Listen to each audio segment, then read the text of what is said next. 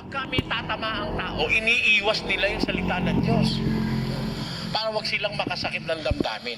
Eh alam nyo mga ganon mga kababayan, may hidden agenda yon. May nakatagong intensyon yon. Alam nyo kung ano yung nakatagong intensyon? Sabi ng Biblia, sila'y nagpapakita ng galang sa mga tao dahil sa pakikinabangin. O anong tawag ng Biblia ron sa mga yon?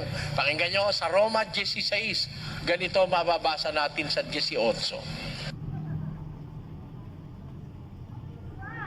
Naman pala naglilingkod kay Kristo, pinaglilingkuran pala ng mga tiyan. Yung sarili nila tiyan. O paano sila kung magsalita? Tuloy. At mamagitan ng wika ng kanilang mabubuting pananalita, maiinam na talumpati, nananalumpati, walang Biblia. O di ba? Magmasid kayo mga mangaral ngayon, puro mananalumpati. Nagbabasa ba ng sitas? Babasa isang sitas. Pagkabasa, magkukwento na. Ikot ng ikot yun sa sticks. Ano po sabi, dear brothers and sisters, ang unang sikreto ng pag-unlad, alin? Magbigay ng ikapo. Yan. Yan ang number 1. Huwag niyo kakalimutan yan. Mga brothers and sisters, nakikinig ba kayo? Opo. Amen. Praise the Lord. Hallelujah. Praise be to God. Praise be to Christ Jesus. Mga ganyan. Kaya walang magagalit eh. Ngayon. Ang pangalawa na sikreto ng pag-unlad, magbigay ng love offering. Amen. Taas nyo kamay nyo. Taas ang kamay. Taas ang kamay. Yan. Papataas ang kamay. Tataas mo naman.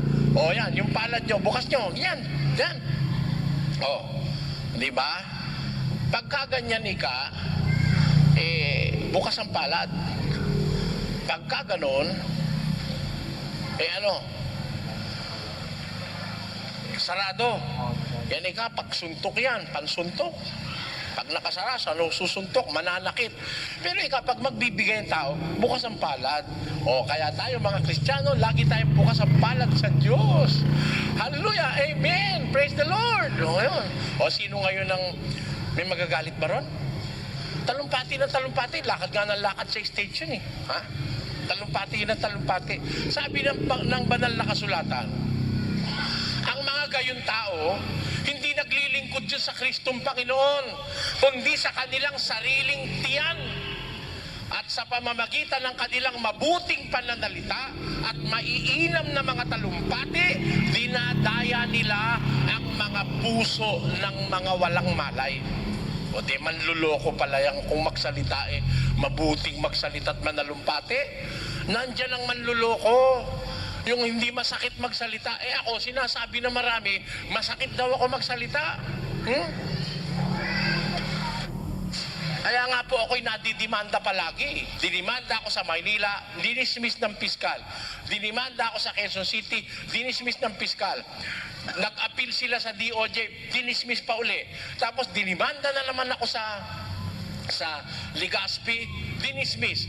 Nung matismiss sa Legazpi, dinimanda na naman ako sa Sorsogon. Nung matismiss sa Sorsogon, dinimanda na naman ako sa Iligan. Tamo, bakit ako dinidimanda? Masakit kasi yung sinasabi ko. Tumatama sa buto. Maitim ang nasa sa kapwa. Bakit? Sa pamamagitan ng kanilang mabuting salita at mainam na talumpati, dinadaya nila ang mga puso ng mga walang malay. Mandaraya. Kaya sabi ni Jesus, alam nyo sabi ni Jesus, doon tayo mag-iingat. Tinan nyo Tinan nyo to. Tinan nyo nga kung kasali ko rito, mga kababayan. Kayo hahatol Kilala nyo na ako, napanood nyo ako sa TV. Tinan nyo kung kasali ko rito sa sinabi ni Jesus na ito. 7:15.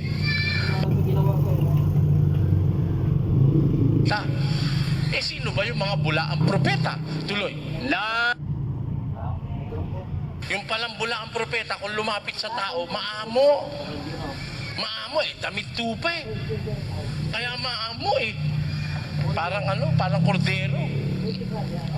Brothers and sisters,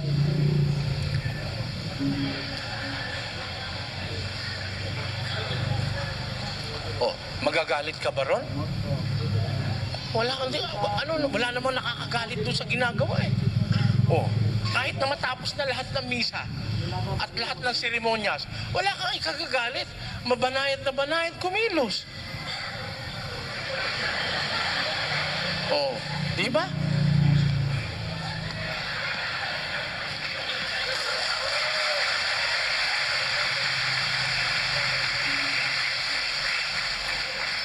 May magagalit ba ron? O ingat kayo ron. Sabi ni Jesus, ang mga bulaang propeta, kung lumapit, nakadamit tupa. Maamo. Pero sa loob, lobong maninila. O kasali ba ako ron? Hindi naman ako maamo kung lumapit sa tao eh. Nag-uumpisa pa nga lang, nang aatake na ako. Anong amo-amo?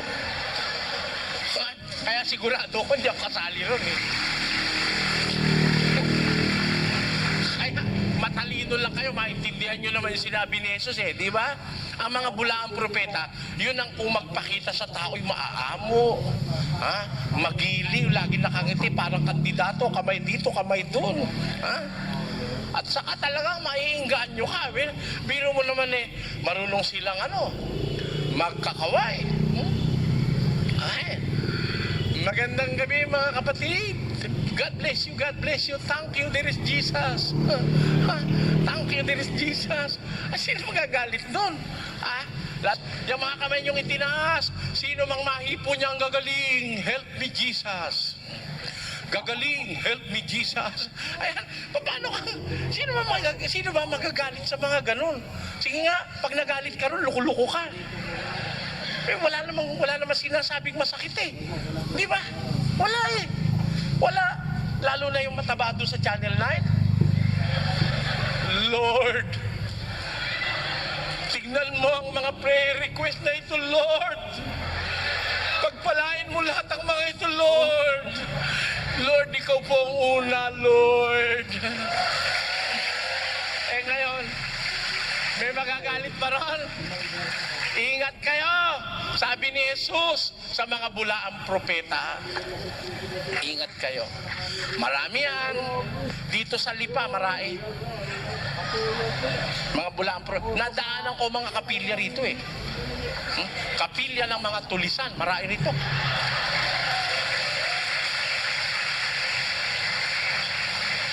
Kaya kung di kayo mag-iingat, mga kababayan, kawawa naman kayo. Alam nyo, sa relihiyon, masela na usapan yan. O baka kayo nagtutulog-tulugan sa relihiyon, nagkakamali kayo. Maselan yan. Ang puhunan dyan, kaluluwa. Tandaan nyo. Ilan ang kaluluwa natin? Isa lang.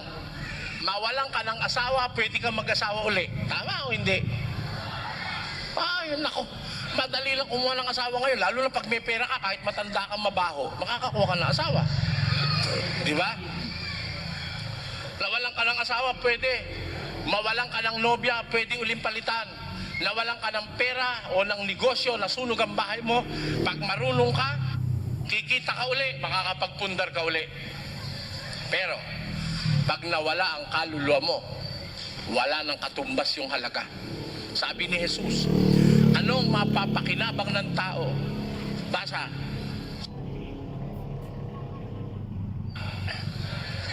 Hindi. Bagay, buong lipa lang ang iyo, okay na. Di ba? Pero, ano mapapakinabang ng tao? Makamtan niya man ang buong sanlibutan at mapapaham.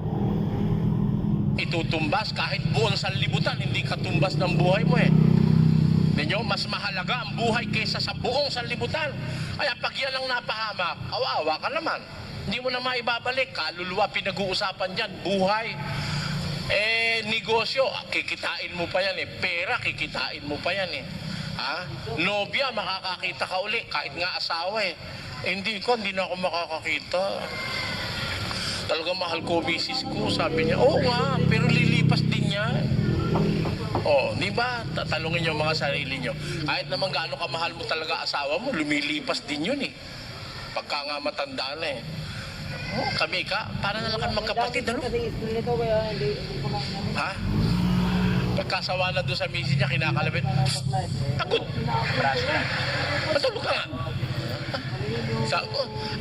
na. Ay, naka-ABC. Pero palagi ko, iba akong kakalabit. Ay, itong gusto. Di ba? Sasabihin pa, may pangako. Talaga, may pangako naman. Hanggang sa dulo na walang hanggan. Tamo, napakawalang yapan ng pangako. Meron ba naman dulo yung walang hanggan? Hanggang matapos ang kailan pa man. Meron pa nga, palalo pa kung kumbaga ako sa mga minamahal eh. Wari ko ba sabi nila, pag-ibig ko sa'yo'y langit ang kapantay.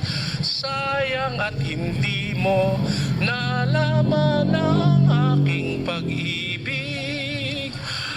Ay ano, yung isa ay langit ang kapantay, siya naman. Eh wala, di mataas pa sa langit. Tignan mo yan. Pero yung ba totoo? Ha? Ha? Totoo ba yon? Totoo lang yun pag bata-bata. Pag nagkaanak na ng 7, ayaw na eh. Kaya nga nang bababae na si Mister eh. Si Mrs. naman, tiyempo, pag wala si Mister, nagpapalukob kay kumpare. Ganun naman yun. Di ba? Kumpare, masarap sa atay ng pagi, sabi ng mga kawikaan. Nako, kaya yang, alam ko na kasi ang takbo ng buhay ng tao eh. Pag ang tao walang takot sa Diyos, hindi ko imposibleng gumawa ng masama ang babae sa lalaki at ang lalaki sa babae. Pareho lang naman tao yan eh. May kanya-kanyang kahinaan. Maliban na lang natamnan ng takot sa Diyos ang puso ng isang tao. Kaya hindi ako naniniwala doon sa mga pangako ng tao. Pagkatao rin lang ang mga ngako, sabi ng Biblia, basa 17:5 ni Jeremias.